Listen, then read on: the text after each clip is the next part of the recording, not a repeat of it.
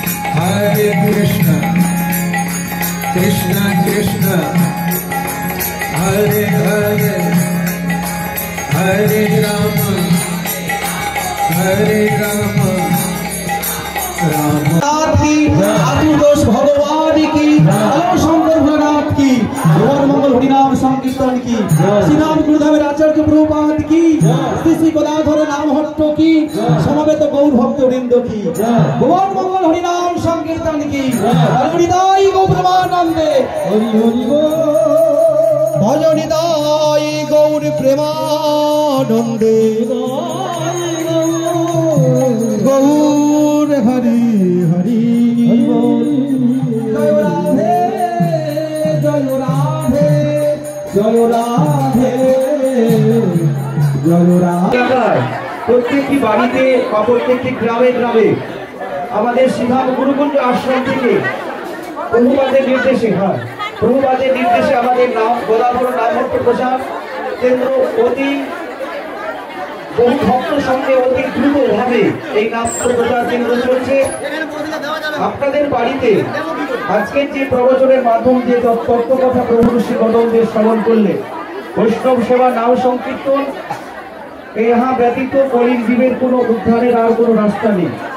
তাই বাড়িতে নামহট্ট অনুষ্ঠান করতে চাইলে আপনাদের এই সদিচ্ছা মনের মধ্যে জাগরিত হলে আমাদের গদাধর নামহট্টে যে সকল ভক্তবৃন্দরা রয়েছে এখানে আসন দেবেন না। কে আসন দিল? এটা আসনটি কে মিলল? কে এই আসনটি কে দিল? হট্টরে তুমি মিলেছো? তোমাকে বলেছে কেউ? এখানে যাওয়ার সঙ্গে ধুলা ময়লা কি হবে? তো এটা তোমার বসে এটা তুলো না পড়া হবে।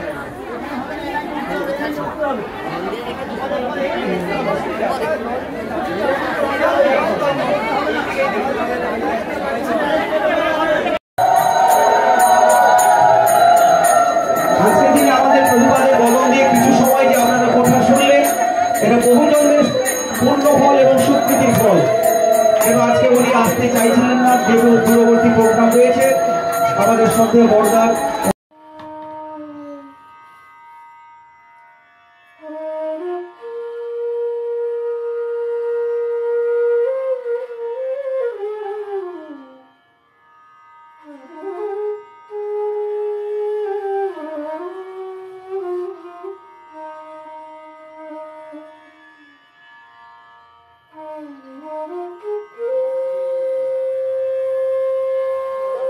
বলেছিলাম যে আজকে আমাদের পুজো হবে, তো এখন পুজো চলছে, আপনাদেরকে একটু দর্শন করাই আর আপনারা দূর থেকে একটু প্রণাম করুন। আজকে আমাদের ভোলানাথ, আজকে আমাদের বিশ্বেশ্বর প্রভু খুব সুন্দর সেজেছে, কিন্তু আপনারা দর্শন করুন।